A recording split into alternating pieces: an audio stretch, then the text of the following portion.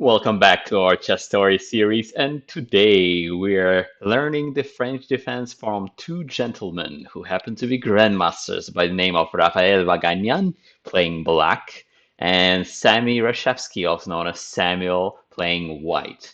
Now, Sammy was a child prodigy, but in this game, the prodigy didn't really know what to do against the French. And for those who don't know the French defense, it starts off with e4, e6. Okay, and we'll take a look at how black broke through white center, which is the whole point of this opening, really. We give the center away, say, come on, get that pie, get that apple pie, but even after you get it, what are you going to do with it as I break it down piece by piece? And so I always like to say that the French defense is like a game of ping pong. If you played ping pong, you will relate to this because every time they throw the ball over the net, they go ping, and then I go pong and fire back at their center. And this is how we started in today's game. So Rafael says pong and strikes back at white center. Simon says no, ping, and defends the center with his knight, making sure that nobody can pin him in the meantime. Very often, if the knight comes to c3, there are some annoying pins. Do you really want to get pinned and then I'll take your pawn and then I'll double your pawns, break them up and attack them one by one? So many people just say, no. If you try to pin me now, I am ready, and make sure that the bishop is blocked in the spin. For that reason, Rafael says, ping, and shoots the ball back at white's center. Samuel says, pong, and hits it back at black's knight.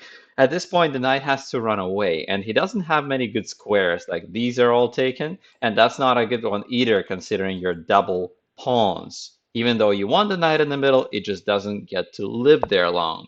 That's why he swings the knight back to d7 and says, ping, I'm gonna start attacking your e5, d4 pawn structure in the middle. And Samuel says, pong, and defends it one more time with the f pawn. He's trying to go for this humongous white pawn chain. And if he can keep the pawn chain and take out all his pieces in time and castle the king and get this knight somewhere useful, bring the bishop to e3, support the center with c3, get the other rooks connected, then he's got everything he's ever wanted. He's in paradise. But no, says Rafael, and shoots the ball back at Sammy, striking at the d4 pawn.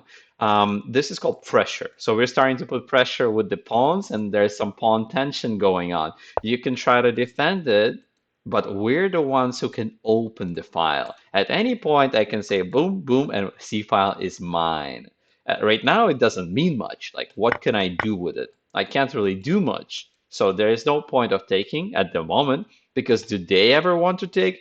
No. So I'm the one holding the tension. I'm pushing and pushing the ball into their court.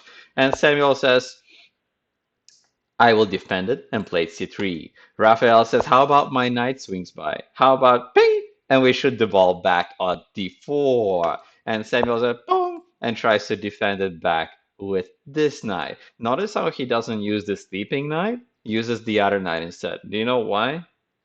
Because the bishop is stuck over here and wants some glory in his life, wants some action. And right now he's just stuck. The other knight can be better off, let's say, on e2 or h3 sometimes, because he can still come in and do something useful. On f3, if let's say we put this guy here, then where does that guy go? Does he go to b3? But you know, the bishop wants to go here, but he will get forked. They can't get out in the right way. They all want to go checkmate, but it's not so easy to bring them out because they're stumbling on each other's feet. So for that reason, knight f3. Rafael says boom and shoots back the ball at white's center. You can say, how does that even attack anything? That's just, it's a protected pawn. What are you talking about? But actually, it's not, because this pawn was protecting the center. And if I take that guy, can he ever take back? No, there is a pin. So I'm actually attacking d4, not c3. I don't care for c3. I only care to pin so I can get d4 and destroy the center. If the center falls, if these pawns disappear, how is your king doing? My king will be fine. My king has pawn cover anywhere. Here, there, my king's fine. How's yours? He's a little risky today. He's a little nonchalant, a little adventurous, you can say. So for that reason, the king starts running for his life. He hates the pin, and if the bishop tries to break the pin, there's queen b6, and we say hello, and you have to protect both of these poor guys. For that reason, the king starts running for his life. He tries to run away from the pin, and we say, okay, that's fine. Is he running away from the f file? Because my next ping pong ball is coming there. Okay.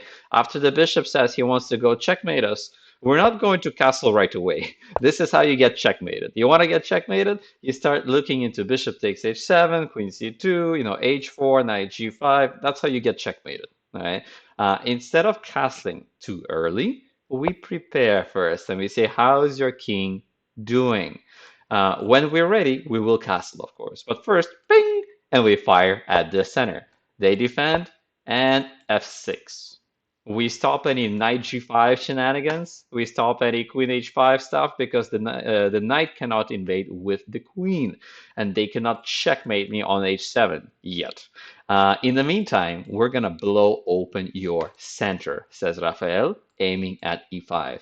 If you keep it there, if you just pretend like everything's all right, boom, boom, boom, boom.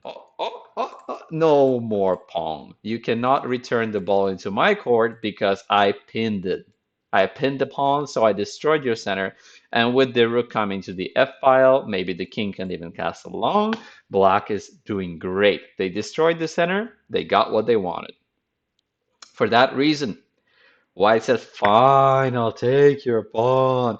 And at least I keep the d4 pawn, right? At least you have backwards Barry on e6. At least I can fire at him. At least I have this huge gaping hole on e5 and I'll stick something there when I'm ready. And even if you take, you're just helping me rebuild my house of pawns. Okay? And Rafael says, am I? Am I? I don't think I am. I'm actually firing at your center and trying to win the pawn. Now, Sammy was scared of the pin. Sammy was scared of the truck coming his way. He said, no, I'm getting out of here. See you later. You cannot get me on g3, right? In the meantime, Vaganian just takes, releases the tension. He's getting ready for the tactics, so he might as well just trade. And castles. Got all the pieces in the right squares. This is not a perfect knight. I wish it could be somewhere better, but hey, there is time yet. The knight is young. The knight can still come over here. Okay. And in the meantime, can we free this bishop? Is what Rafael is thinking. Can I get the French bishop to be less French? Let's see. And after thinking for a bit, calculating, he says, kaboom! E5, blowing open the center. You can say, why is that so scary? Why is that so good? First of all, we free the bishop. Second of all, we start destroying the center. And it's a gift. It is a sacrifice, it's a gambit, followed by sacrifices. But it's a good one. Because if you try to take, like Sammy did, he's going to have to pay with the king's life. So the first thing to see is if you just try to be greedy, let's say you try to eat the ice cream. Samuel says, my ice cream. If you do that, I will destroy, which is what happens in the game. Because the bishop is now open, and if you keep eating, you will get mated. I'm not kidding. Takes, the king has to run for his life, check. Soon the queen can come over there, for example, check. The king cannot live like this. This is not playable. Checkmate. So for that reason, he tried to play it a little differently. First, he took with the pawn. Now, probably, what he's thinking about is if knight takes, maybe the bishop comes in. Then he can try to run away, even let's say pawn here. Then the king tries running, he hides in the corner, and he's happy. So Samuel says, you can't get me. And I am doing great on ice cream. I'm winning material. Okay. And Rafael says, I don't want your material. I want your king. And out of nowhere, the bishop sacrifice comes. He throws the bishop, says, catch. but it's a bomb. You shouldn't catch it. If you try to catch it like Sammy did in this game, then what happens after knight takes? Checkmate. Okay, he couldn't take this way, and he has no choice but to take that way. This bishop is firing. He's the best piece out of nowhere. Now, we could start giving him checks, but what's the big rush? Why are we bringing in his queen? No, no, no, no, no. He's going for more. And he destroys the chimney knight, so the king has no helpers at all. I have a bishop nearby and pawns who can help. I have the queen coming in. As for him, can he really afford to take with no pieces in town? No. Just to show you what may happen if he did take. Check, check, check. We don't stop checking. Check, check, check, and mate. Okay. For that reason, Samuel said, no, no, no, sorry, sorry. I didn't mean to insult you. I didn't mean to take your rook. I think I had enough to eat at this point. I think I'll just trade off all your pieces. Let's go trade. Yes? No trade. We're not coming for trades. We're coming for the king. Instead of taking, which only helps white, he goes after this poor guy, saying, please go here, please go here, please go here. Checkmate. Okay, that would be great, except nobody will walk up voluntarily. Nobody wants to go there. Instead, he tries to block. He says, okay, my pieces are coming out. Give me a few more moves. Maybe I take your rook. I run back, back, back, back, back. Everything's fine. No, because now we don't give him a choice. We come from the other side. Suddenly, if the king runs up, that's not going to help him much. Check and mate. And if the king blocks, he's only move left. We keep on chasing. Checkmate's on the horizon, and you can say, oh, come on, take this right. Not a checkmate. Sorry, didn't help you at all. Take with the rook. See what happens? Like, still a checkmate. Sorry, doesn't help you at all. So considering you can't take our rook and checkmate is everywhere, white starts panicking and says, oh, what if I give you my bishop? If you catch my bishop, maybe my queen can come in. Maybe I can checkmate you. No, we just take with the rook. So Sammy threw back the bishop, and if you count the pieces right now, it is equal. Surprisingly, it's equal material. But are the kings equal?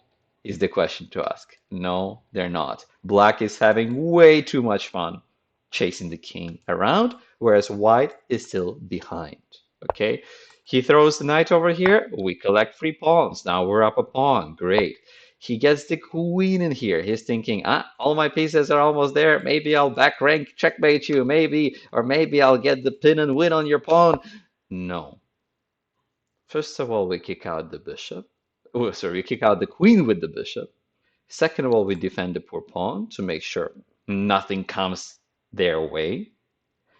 And third of all, where is the queen going to? Not too many good squares. She can't be on the G file anymore. If she tried being on the G file, it looks like the bishop is almost trapped. I just need to trap the bishop a little bit more, and that's it. Too many clumped pieces. Okay, let's see how the game actually ended.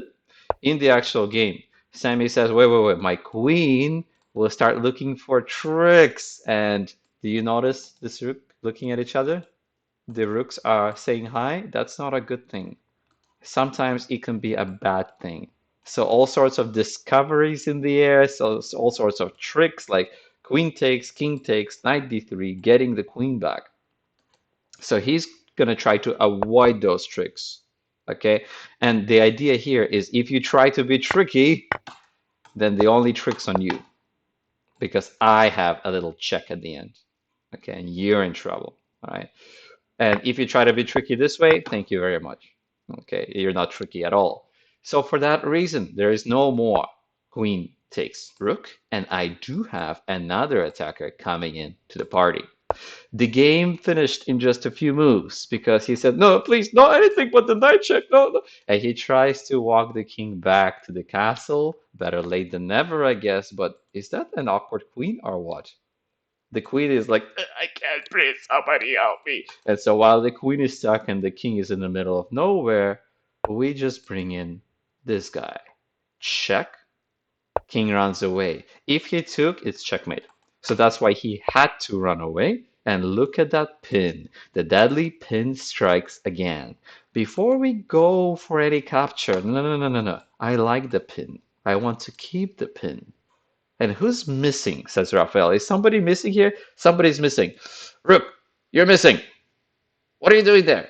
Get in here. I need you. I need you, Rafael. Don't pressure the pin, please. And so he tries to get the rook in, and of course, it'll come in just one turn. After the bishop comes, the rook comes. Who's going to help stop the pin? Nobody. He tries to do it that way. That's okay. The queen can stay wherever she wants. The pin is still there.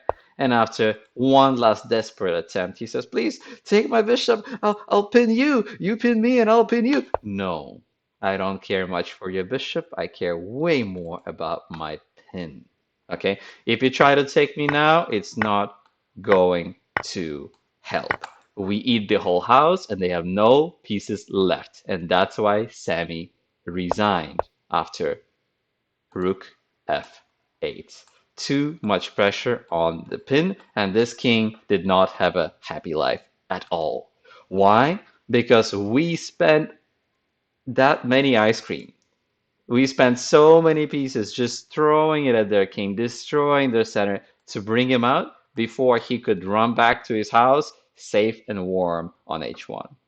All right. So that's how we play the French. We play ping pong and we go attack the king whenever possible.